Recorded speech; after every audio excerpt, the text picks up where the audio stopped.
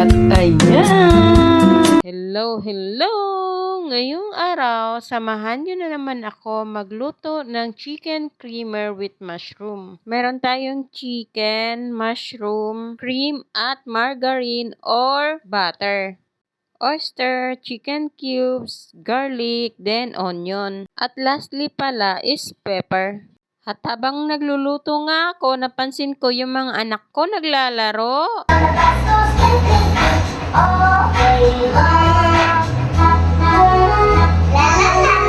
Diyan ang driver?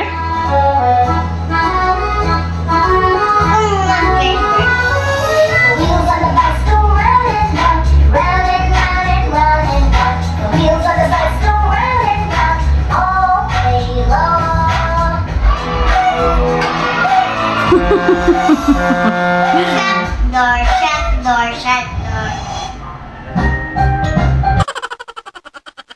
Ginawa pa namang bus yung higaan ng lola nila. At ayan pala yung chicken is nilagyan ko lang siya ng asin.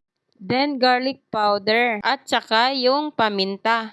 Then syempre after i-mix na din para mas ma-absorb yung nilagay natin. Then syempre napainit na din ako ng kawali. At since mainit na, nilagyan ko na din ng konting oil. At ayan, pinirito ko muna ng konti yung mga chicken. Una ko palang natikman tong luto na to is yung baon yata ng kasamahan namin. At yun, since nagustuhan ko yung lasa niya, tinanong ko siya kung paano niya ginawa.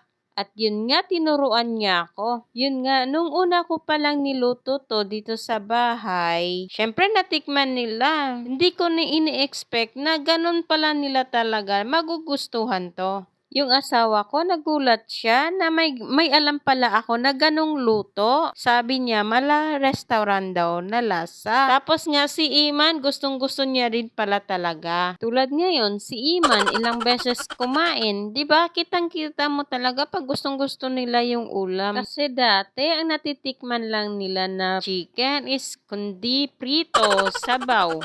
Parang yun lang alam ko. At saka pala yung adobo. Yun lang ang madalas na ulam namin dati. Ngayon, yung asawa ko, minsan pag nagsasawa na sa ibang ulam, yan din nire-request niya na luto.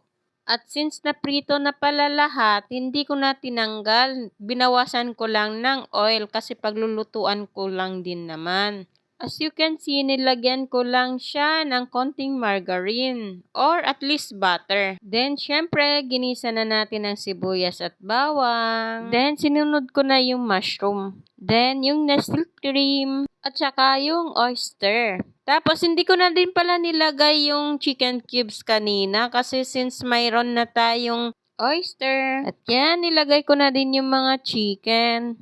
At hindi pa pala ako kakain ngayon kasi nasa school si Iman at saka yung asawa ko. Busy na naman sa motor niya kaya kami lang tatlo ngayon. Please guys, kung nagustuhan nyo yung video ko ngayon, please don't forget to like, comment, and share. Thank you!